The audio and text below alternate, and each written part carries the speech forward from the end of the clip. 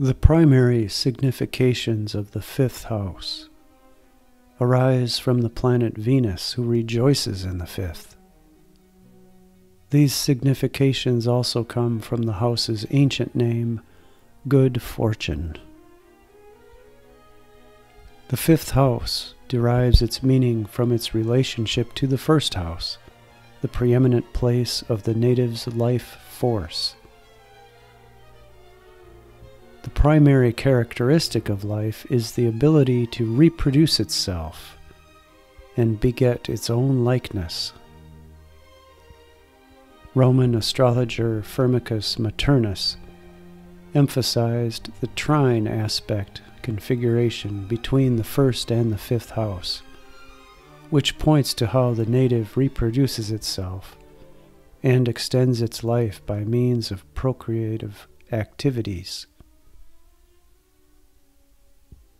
Children are the most basic signification of the fifth house, one which has remained constant throughout the entire tradition. Benefic planets in this house were seen as giving good childbirth and notable children, while the malefics became the destroyers of children or made them disobedient.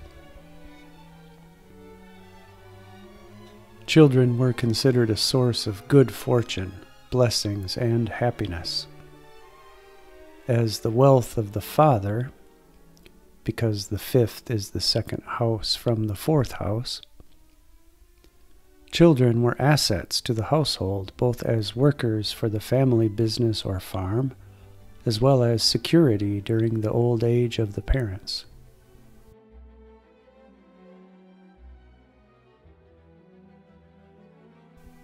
Children gave verification of virility for men and fertility for women. They also gave a woman social status and protection within the community, as barrenness could be a cause for divorce or displacement by other wives.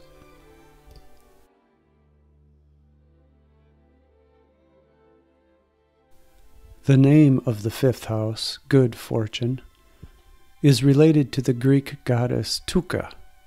Tuka is the Greek term for fortune, and in Greek myth, she was a goddess of chance who could capriciously dispense both good or bad fortune. Cities erected statues of her holding a cornucopia in the hopes that she would bestow prosperity upon their locale.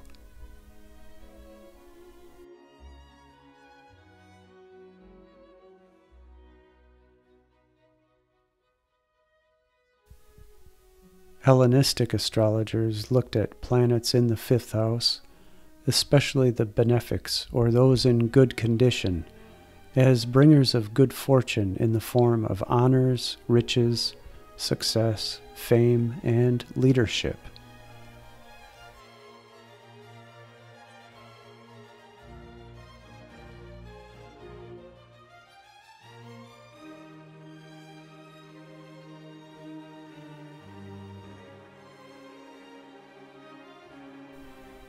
According to the scheme of the chronological ages of the houses, the fifth house signifies the things after death. As such, it often refers to the praise or blame that the native receives during their burial rites or their eulogies. While the sexual activities of Venus lead to the procreation of children, Hellenistic astrology did not explicitly associate the fifth house with sensual or sexual pleasures. The range and variety of sexual activities were described by Venus and Mars as planetary significators, rather than as a fifth house topic. However, that would change with the advent of the Arabic tradition. The primary theme of children was carried forward by Arabic and medieval astrologers.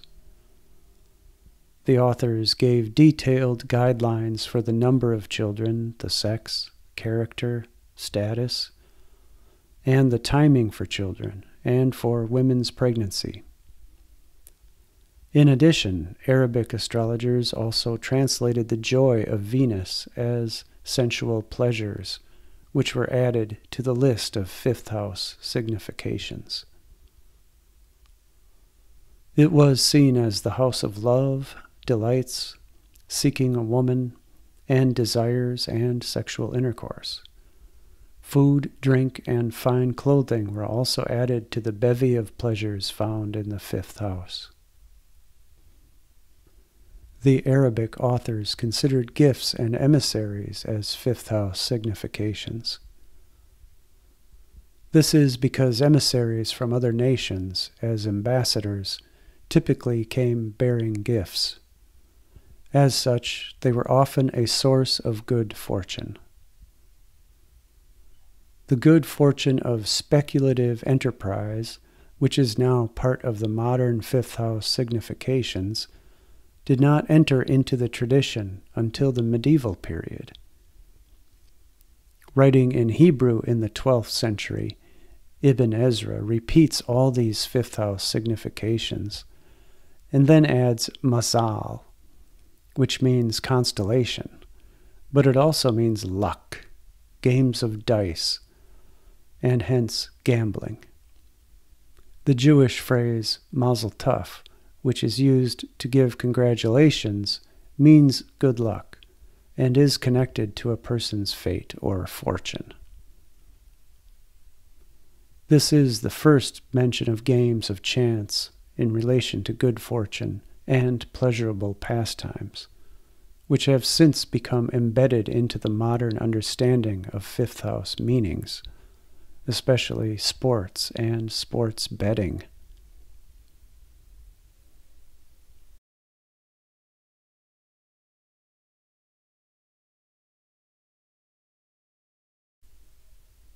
At the beginning of the 20th century, Alan Leo headed his fifth house chapter as the House of Enterprises, which included all speculative endeavors, even in business dealings.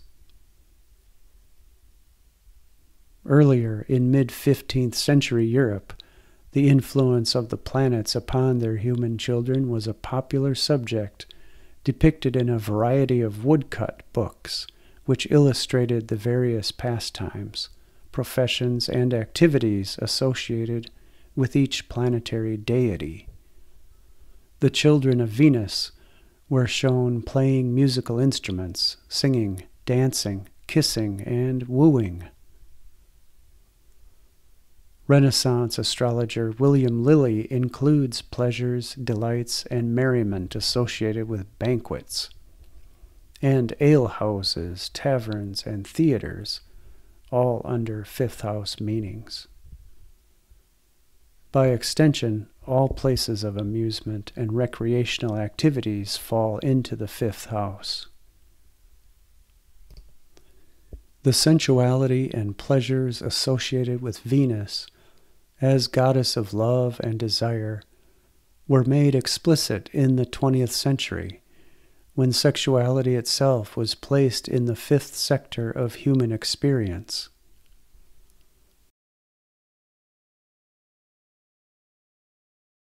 In Hellenistic writings, the fifth house had been clearly the house of children. There were no references to sensual or sexual activity, despite the fact that Venus, the planet associated with sexuality, rejoiced in this house, and children were the outcome of her activity.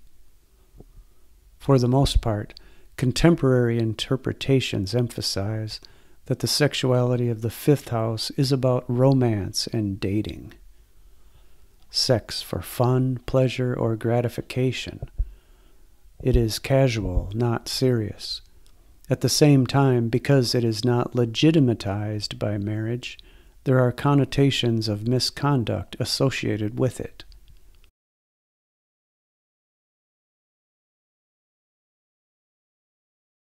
This element of moral risk-taking may lead to outcomes such as adultery, divorce, illegitimate children, scandal, or ill repute. Marriage and commitment are under the dominion of the seventh house, and in modern astrology, deep, meaningful, transformative sex has moved into the eighth house. That leaves the fifth house as the catch-all for the joy of Venus as something that is fun but not serious, though not without risk and consequence.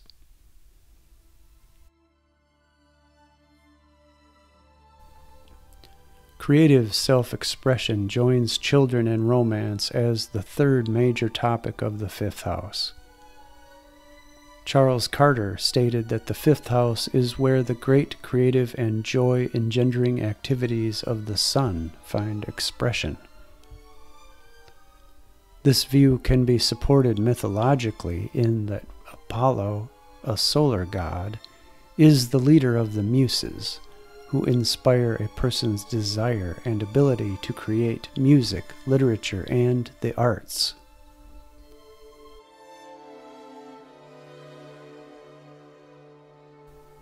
Other 20th century astrologers, such as Dane Rudyard, also see the fifth house as the place of self-expression. Producing a work of art or literature that impresses the personality or the personal vision upon others and society. In this way, artists, writers, and composers live on through their creative endeavors.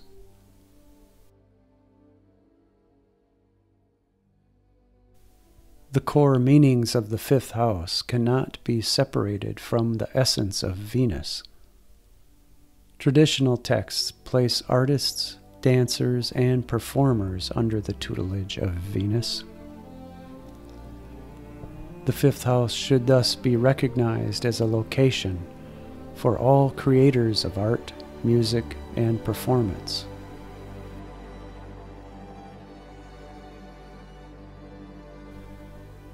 In the instinctual urge to reproduce oneself, the children of the body have been extended to include children of the soul and the mind.